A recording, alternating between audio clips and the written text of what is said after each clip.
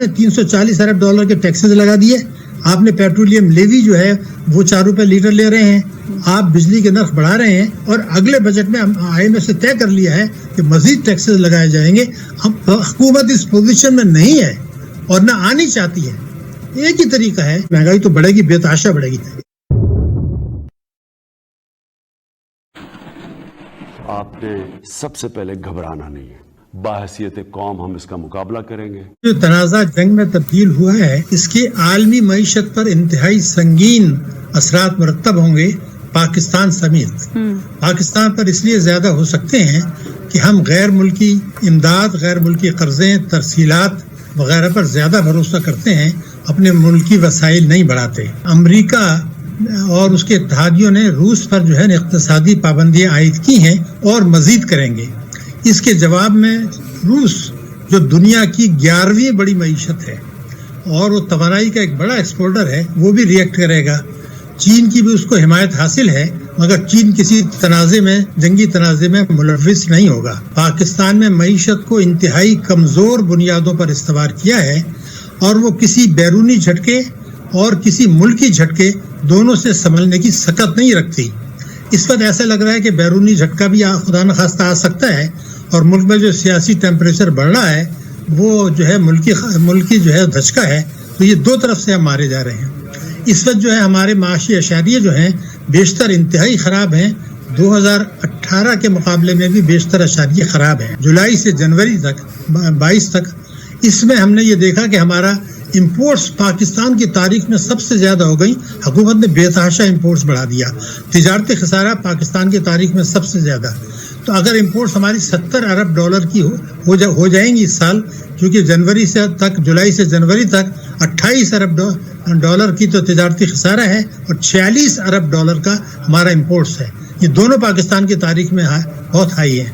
تو اگر آپ $70 ارب کی امپورٹس کر رہے ہیں اور ہم نے روپے کی قدر کو گرایا ہے تو جنوری تک $24 تو آپ یہ دیکھیں کہ جو $70 ارب کی امپورٹس ہے جس میں $20 ارب جو ہے آئل بھی ہے جس کی قیمتیں بڑھ سکتی ہیں اور بڑھیں گی, تو اس کی مالیت روپے میں بڑھے گی.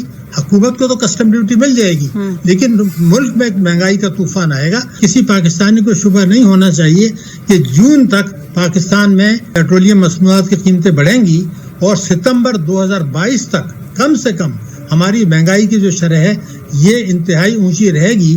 کیونکہ آپ ایک تو ضمنی بجٹ لے آئے, $430 ارب کا جو ہے ہم نے سبسڈیز وڈرا کر لی, اس کے بعد آپ نے $4 لیٹر پیٹرول بڑھا دیا. لیکن آپ یہ دیکھیے کہ جس وقت یہ عالمی منڈی میں $105 پہ پہنچی ہیں تو یہ بھی تو اس کا بھی تو امپیکٹ آئے گا. روپے کی قدر آپ نے گرائی ہے. اس کے ساتھ ساتھ ہم یہ دیکھیں کہ ہمارے ریمیٹنسز پر بے تحاشا انحصار کیا ہے. دنیا میں نہیں کیا جاتا, دنیا میں برآمدات زیادہ ہوتی ہیں اور ریمیٹنسز کم ہوتی ہیں. ہمارے بھی ہوتی تھی لیکن 2 سال سے ہماری ریمیٹنسز بڑھ گئی ہیں. تو اور لیکن 80% جو ہے امریکہ, برطانیہ اور سعودی عرب اور UAE سے ہیں. تو امریکہ انفلوئنس کر سکتا ہے اگر اس میں کوئی جھٹکا لگتا ہے, خدا نخواستہ اگر ہم امریکہ کے ساتھ کوآپریٹ نہیں کرتے یا امریکہ جو چاہتا ہے وہ نہیں کرتے تو ہمیں تو یہ ترسیلات کا جھٹکا ہی جو ہے نا خدا نخواستہ بڑا سنگین ہوگا. ہماری برآمدات افیکٹ ہوں گی, یورپ کی معیشت افیکٹ ہوگی. امریکہ کی وہ ہم نے رکھی ہے بدقسمتی سے امریکہ یورپین یونین پر, اور امریکہ پہ انحصار ہمارا ہے IMF کے لیے, ورلڈ بینک کے لیے, دوسری چیزوں کے لیے. جہاں تک روس کا تعلق ہے اس موقع پہ تو شاید جانا نہیں چاہیے تھا کہ روس کی ہماری امپورٹس ٹوٹل جو ہے ہماری ایکسپورٹ $170 ملین ہیں, نیگلیجبل. ہمارا جو ہے وہ نل ہے, انویسٹمنٹ ترسیلات نل ہے. تو اب اس صورتحال میں اگر وہ ہمیں کچھ نہیں دے سکتا ہے, پابندیاں آ رہی ہیں. اگر پاکستان کو کچھ کرنا تھا تو ان سے یہ کہتے جو پابندیوں کی زد میں نہیں آئے گا کہ آپ خود مہربانی کر کے پاکستان اسٹیل مل جو انہوں نے ڈالا تھا اس میں انویسٹمنٹ کریں, اس پہ کریں تاکہ بہتر ہو تو پاکستان کی معیشت بہتر ہو. اس کے بعد ہم نے کیا بات کی ہے کہ جو پائپ لائن کا منصوبہ, ایک تو توانائی 2015 سے چل رہا ہے, اس میں ابھی 2-4 سالوں میں تو کچھ ہونے والا نہیں ہے, 2015 سے چل رہے اور ہو جائے گا. تو ایک تو غلط موقع پہ دورہ ہوا, امریکہ کو غلط میسج گیا. اب وہ ہمارے ساتھ کیرٹ اور اسٹک, گاجر اور چھڑی کی پالیسی استعمال کرے گا ہم سے اپنے مطالبات منوانے کے لیے, اور ہمارے لیے خطرات یہ ہیں برآمدات افیکٹ ہوں گی, مہنگائی ہماری بڑھے گی خدا نخواستہ, ہمارے جو ہے تجارتی خسارہ بڑھے گا, قرضوں کا بوجھ بڑھے گا. جنوری میں $2 ارب اسٹیٹ بینک کے ریزروز گرے ہیں تو یہ تو صورتحال اتنی اچھی نہیں ہے.